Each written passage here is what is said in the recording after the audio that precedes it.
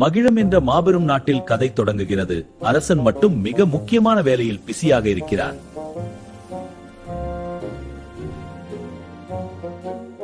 ஆஹா, இன்று நான் எவ்வளவு அழகானவன், அற்புதமானவன்.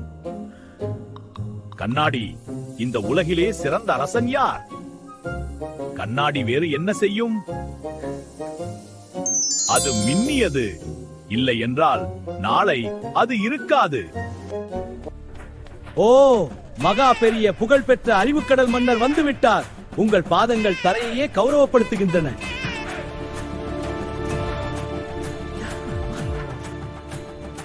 ஆமாம் ஆமா, அவர் சொன்னது சரி. ஆனால் இன்னும் அதிகமாக நீங்கள் மன்னர். அரசே, உங்கள் வருகை சூரியனையே பொறாமை கொள்ள வைத்தது.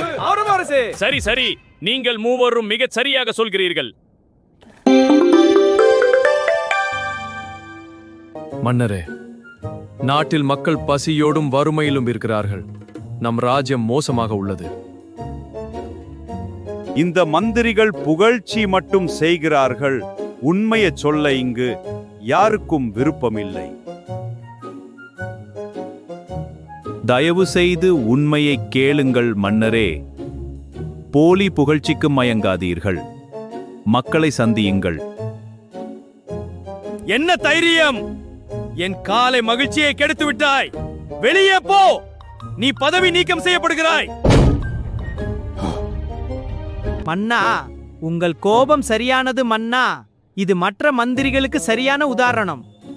ஆஹா! அப்பா, உங்கள் முகம் ஏன் தென்னை மரத்திலிருந்து விழுந்த தேங்காய் போல இருக்கிறது? என்ன ஆச்சு? எல்லாம் என் விதி. நான் மன்னரிடம் நாட்டின் நிலைமையே உண்மையை சொன்னேன் அர்ஜுன். அவர் என்னை வெளியே துரத்தி விட்டார். இது நேர்மைக்கான பரிசு. அப்பா, இது நியாயமா? அப்பா, நீங்கள் நேரடியாக உண்மை சொன்னீர்கள். அது அவரால் தாங்க முடியவில்லை. என்னவென்றால் சிலருக்கு அவருக்கு புரியும் விதத்தில் சொன்னால் தான் புரியும். என்னோட ஒரு திட்டம் இருக்கு. மகா பெரிய மன்னர் மகுடா அவர்களுக்கு வணக்கம். நான் அர்ஜுன். 7 கடல்களையும் 14 ராஜ்யங்களையும் கடந்து வந்த வணிகன். உலகெங்கும் உங்கள் புகழை கேள்விப்பட்டு உங்களுக்கு உலகின் மிக அற்புதமான பரிசை கொண்டு வந்திருக்கிறேன்.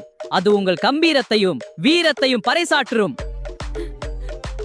ஆமாம் ஆமாம், நீ கேள்விப்பட்டது உண்மைதான். அந்த சூப்பர் மன்னன் நான் தான்.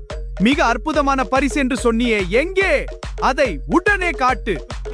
அல்ப அரசன் பரிசுன்னு சொன்ன உடனே அலையிறான். என்ன சொல்கிறாய் மந்திரி? அற்புதமான மன்னர் என்று சொன்னேன் மன்னா. சரியாக சொன்னாய். இதோ இந்த அருமையான சட்டை. உண்மையை சொல்லும் நேர்மையானவர்களுக்கு மட்டுமே தெரியும். புகழ்ச்சி பொய் சொல்பவர்களுக்கு ஒரு நூல் கூட தெரியாது. ஓ, மாய சட்டை. அது அது அது நான் நன்றாக பார்க்கிறேன். அழகான நீல நிறம். அது நானும் பார்க்கிறேன். மிக அழகான தங்க நீலம். ஆமாம், 14 ராஜ்யங்களிலும் இல்லாத சிறந்த சட்டை நம் மன்னருக்காகவே செய்தது போல உள்ளது. என்ன சிறப்பான வேலைப்பாடு! அடடே, மிக சிறப்பு! மன்னா, இந்த சட்டையில் உங்கள் மரியாதை எங்கேயோ போக போகிறது. அற்புதம். ஆனால் மக்கள் ஏன் குழப்பமாக உள்ளார்கள்? சட்டை இல்லை என்பதை உணராத மன்னர் மிக சந்தோஷப்பட்டார். அம்மா, மன்னருக்கு சட்டை இல்ல, குளித்து வெளியே வருவது போல இருக்கிறார்.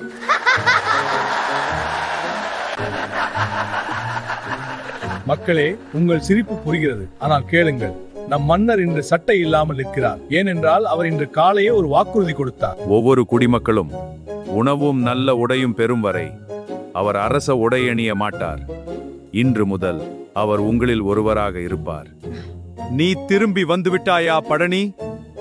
நான் செய்த அத்தனைக்கு பிறகும் நாட்டுக்காகவும் என் அறிவு கண்ணை திறக்கவும் வந்துவிட்டாயா? நான் ஒரு நேர்மையான மனிதரை பதவி நீக்கம் செய்து பொய் சொல்பவர்களை சுற்றி வைத்தேன். என் ராஜ்யம் துன்பப்பட்டது. என் அறிவார்ந்த அமைச்சரும் அவரின் அற்புத மகனும் என் தவறை திருத்த எடுத்த முயற்சி மிக பெரியது. மிக்க நன்றி. எனக்கு ஆலோசனை சொல்ல வேண்டிய மந்திரிகள் கடமை தவறியதால் அவர்கள் சிறைக்கு செல்வார்கள்.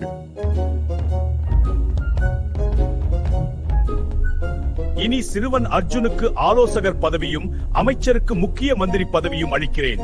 வீண் புகழ்ச்சியும் தற்பெருமையும் எப்போதும் நம்மை அழித்துவிடும். இதைத்தான் வள்ளுவர் பழுதென்னும் மந்திரியின் பக்கத்துள் தெவ்வோர் 70 கோடி உறும் என்று கூறியிருக்கிறார். அப்படி என்றால் உண்மையை சொல்லும் ஒரு நண்பன் உனக்கு பிடித்ததை மட்டும் சொல்லும் 1000 நண்பர்களை விட மேலானவன் என்று பொருள். மிக சிறப்பு.